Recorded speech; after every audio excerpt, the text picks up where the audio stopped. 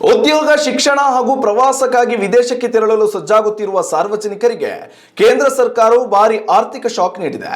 ಸುದೀರ್ಘ 14 ವರ್ಷಗಳ ನಂತರ ದೇಶದಲ್ಲಿ ಪಾಸ್ಪೋರ್ಟ್ ಮತ್ತು ಅದಕ್ಕೆ ಸಂಬಂಧಿಸಿದ ಸೇವೆಗಳ ಶುಲ್ಕವನ್ನು ಗಣನೀಯವಾಗಿ ಹೆಚ್ಚಿಸಲಾಗಿದೆ.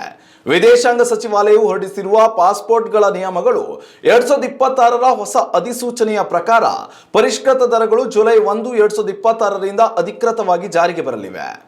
ಹೊಸ ನಿಯಮಾವಳಿಗಳ ಅನ್ವಯ 18 ವರ್ಷ ಮೇಲ್ಪಟ್ಟ ಅರ್ಜಿದಾರರಿಗೆ ಸಾಮಾನ್ಯ ವಿಭಾಗದಡಿ 36 ಪುಟಗಳ ಹೊಸ ಪಾಸ್ಪೋರ್ಟ್ ದರವನ್ನ 1500ರಿಂದ 2500ಕ್ಕೆ ಏರಿಸಲಾಗಿದೆ. ತುರ್ತಾಗಿ ಪಾಸ್ಪೋರ್ಟ್ ಬಯಸುವವರಿಗೆ ತತ್ಕಾಲ್ ಯೋಜನೆಯಡಿ ಈ ಶುಲ್ಕವು 3500ದಿಂದ 5000ಕ್ಕೆ ತಲುಪಿದೆ. ಅದೇ ರೀತಿ 60 ಪುಟಗಳ ಜಂಬೋ ಪಾಸ್ಪೋರ್ಟ್ ಪಡೆಯಲು ಇನ್ನು ಮುಂದೆ ಸಾಮಾನ್ಯ ವರ್ಗದಲ್ಲಿ 3500 ಹಾಗೂ ತತ್ಕಾಲ್ ಅಡಿಯಲ್ಲಿ 6000 ಪಾವತಿಸಬೇಕಾಗುತ್ತದೆ. ಅಪ್ರಾಪ್ತ ವಯಸ್ಕರಿಗೆ 36 ಪುಟಗಳ ಹೊಸ ಅರ್ಜಿಗೆ ಸಾಮಾನ್ಯ ಯೋಜನೆಯಡಿಯಲ್ಲಿ 1750 ಮತ್ತು ತತ್ಕಾಲ್ನಲ್ಲಿ 4250 ರೂಪಾಯಿ ನಿಗದಿಪಡಿಸಲಾಗಿದೆ. ಇನ್ನು ಮುಂದೆ ಕಳೆದು ಹೋದ ಅಥವಾ ಹಾನಿಗೊಳಗಾದ 36 ಪುಟಗಳ ಪಾಸ್ಪೋರ್ಟ್ ಬದಲಾಗಿ ಹೊಸದನ್ನ ಪಡೆಯಲು ಸಾಮಾನ್ಯ ಯೋಜನೆಗೆ 5000 ರೂಪಾಯಿ ಮತ್ತು ತತ್ಕಾಲ್ ವಿಭಾಗಕ್ಕೆ 7500ರಷ್ಟು ಭಾರಿ ದರ ತರಬೇಕಾಗ್ತದೆ.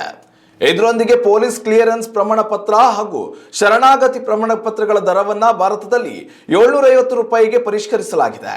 ಡಿಜಿಟಲ್ ತಂತ್ರಜ್ಞಾನಗಳ ಅಳವಡಿಕೆ, ಈ ಪಾಸ್ಪೋರ್ಟ್ ಸುರಕ್ಷತೆಯ ಸುಧಾರಣೆ ಮತ್ತು ಆಡಳಿತಾತ್ಮಕ ವೆಚ್ಚಗಳನ್ನು ಸರಿದೂಗಿಸಲು ಈ ದರ ಏರಿಕೆ ಅನಿವಾರ್ಯ ಎಂದು ಕೇಂದ್ರ ಸರ್ಕಾರ ಸಮರ್ಥಿಸಿಕೊಂಡಿದೆ. ಜುಲೈ 1ರ ಒಳಗೆ ಅರ್ಜಿ ಸಲ್ಲಿಸುವವರು ಹಳೆಯ ದರದಲ್ಲೇ ಈ ಸೌಲಭ್ಯ ಪಡೆಯಬಹುದಾಗಿದೆ.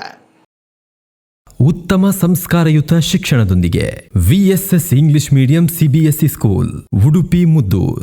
ನರ್ಸರಿಯಿಂದ 10ನೇ ತರಗತಿವರೆಗೆ ಶಿಕ್ಷಣದ ಜೊತೆಗೆ 5ರಿಂದ 10ನೇ ತರಗತಿವರೆಗಿನ ವಿದ್ಯಾರ್ಥಿನಿಯರಿಗೆ ಉತ್ತಮ ಹಾಸ್ಟೆಲ್ ಸೌಲಭ್ಯವೂ ಇದೆ. ನಿಮ್ಮ ಮಕ್ಕಳ ಪ್ರವೇಶಾತಿಗಾಗಿ ಈ ಸಂಖ್ಯೆಗೆ ಕರೆ ಮಾಡಿ.